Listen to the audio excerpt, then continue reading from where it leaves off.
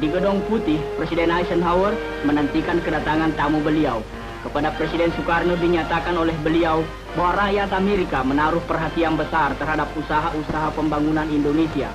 Dan beliau mengharapkan mudah-mudahan kunjungan kepala negara yang ke-6 besarnya di dunia ke Amerika ini akan memberi teladan yang bermanfaat bagi rakyatnya.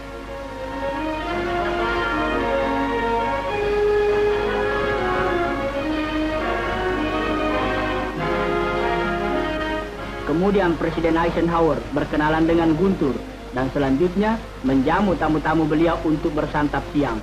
Dikala itu Presiden Eisenhower mempersembahkan sebuah mangkuk perak tiruan asli daripada buatan Paul Revere, seorang pandai perak yang besar jasanya dalam revolusi Amerika dahulu. Presiden Soekarno yang sangat menghargai para pemimpin revolusi Amerika pernah memuji Paul Revere dalam pidato beliau di konferensi Bandung tahun yang lalu. Suatu hadiah yang dipandang tepat, dan sebaliknya Presiden Soekarno menghadiahkan sebilah keris kepada Presiden Eisenhower.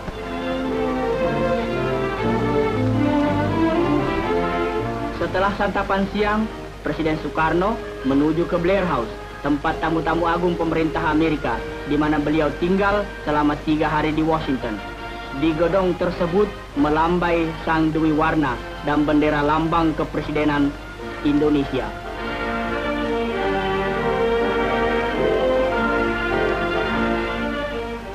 Meskipun beliau letih benar, Presiden Soekarno tak ingin melupakan mereka yang ingin berkenalan dengan beliau. Esok harinya, Presiden Soekarno mengunjungi Taman Pahlawan di Arlington, negara bahagian Virginia, dan sejenak mengheningkan cipta untuk arwah pahlawan Amerika yang tak dikenal.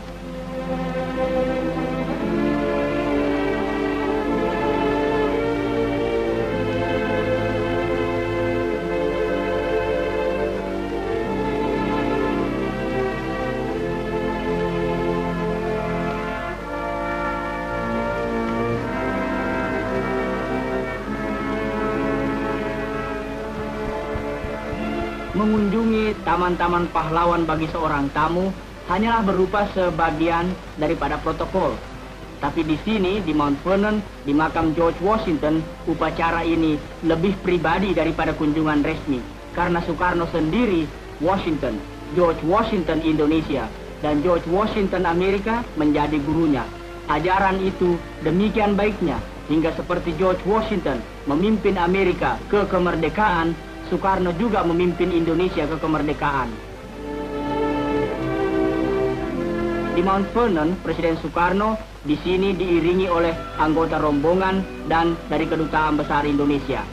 Karena hari itu banyak juga orang lain berkunjung ke sana, maka adanya Presiden Soekarno di situ pasti menambah pengetahuan mereka pula, terutama dalam ilmu sejarah bagi para siswa yang kebetulan ada di situ.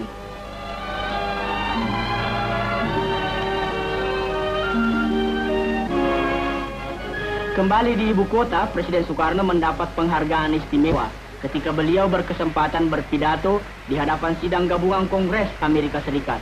Beliau disambut oleh Ketua Dewan Kongres, Sam Rayburn, dan Wakil Presiden Nixon, dan para tokoh rakyat Amerika lainnya.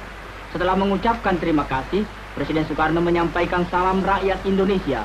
Kemudian, dengan tegas beliau mengutarakan asas-asas persahabatan antara Indonesia dan Amerika, dan menjelaskan pula arti Pancasila yang disambut dengan meriah oleh para hadirin. Standing here before you, Mr. President and Mr. Speaker, and before all the other honorable members of this Congress, my thoughts, the thoughts of a man born in a cottage and grown up among poor people, go to the homes and hearts of the multitudes of the American people from all strata of your society, for whom you act as elected representatives. May I therefore convey to you and through you to the people of America the most sincere greetings of the Indonesian people and their thanks for your past generous assistance, with the hope that this visit to the United States of America will foster closer relations between our two nations. Immediately we had proclaimed our independence in August 45, we attached as preamble to our constitution the Pancasila. Pancha means 5, Sila means principle. The Pancasila, the 5 guiding principles of our national life. Perhaps you know already what our Pancasila is. It gives us the 5 principles of our state. These are: first, believe in God.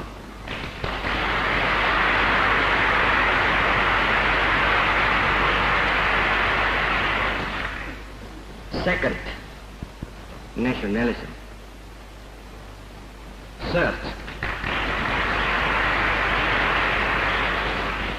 Third, humanity.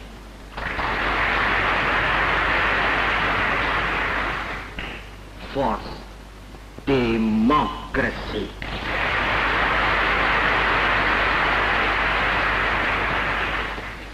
Fifth, social justice.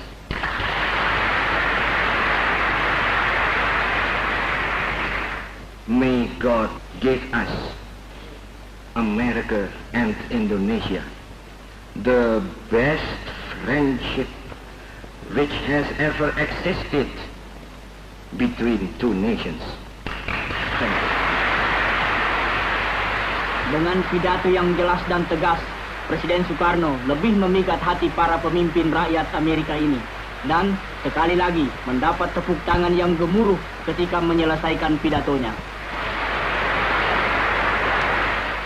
Dengan acara yang begitu banyak, Presiden Soekarno sebagai seorang yang menaruh minat besar dalam seni lukis, sempat juga mengunjungi National Art Gallery yang terkenal di Washington ini. Guntur turut juga.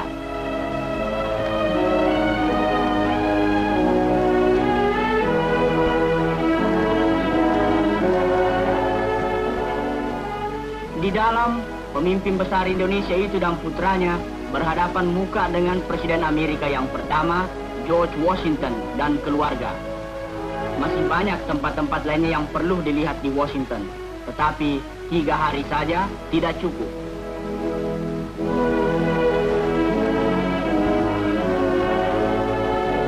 Tugu Washington hanyalah salah satu peringatan bagi kepala negara ini. Tapi melebihi tugu-tugu ialah rakyat. Pemuda Amerika, terutama dengan kepercayaannya dan keberanian yang begitu meresap di hati Presiden Soekarno dan putranya. Seperti juga para pelancong lain, mereka pun mengunjungi tugu peringatan Lincoln, pelopor perjuangan persamaan hak-hak perseorangan.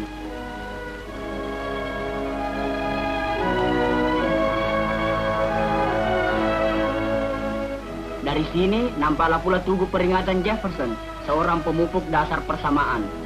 Kunjungan ke pusat Yayasan Islam juga termasuk acara selama 3 hari di Washington.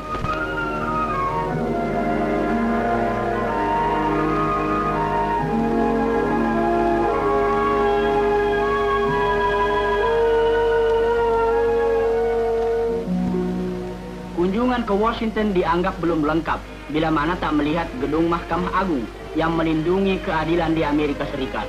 Persamaan, keadilan di bawah undang-undang hukum. Sorenya diadakan resepsi bagi kalangan diplomatik di Kedutaan Besar Indonesia di Washington. Dan juga pertemuan ramah tamah dengan masyarakat Indonesia di ibu kota ini.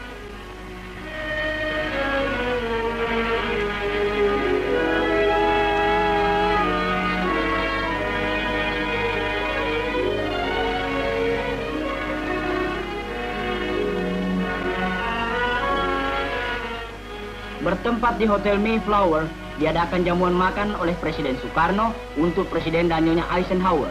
Nampak di sini Menteri Luar Negeri Indonesia, Ruslan Abdul Ghani, Nyonya Noto Widikdo, Presiden dan Nyonya Eisenhower, Presiden Soekarno, dan Duta Besar Indonesia, Mukarto Noto Widikdo, dan para tamu lainnya.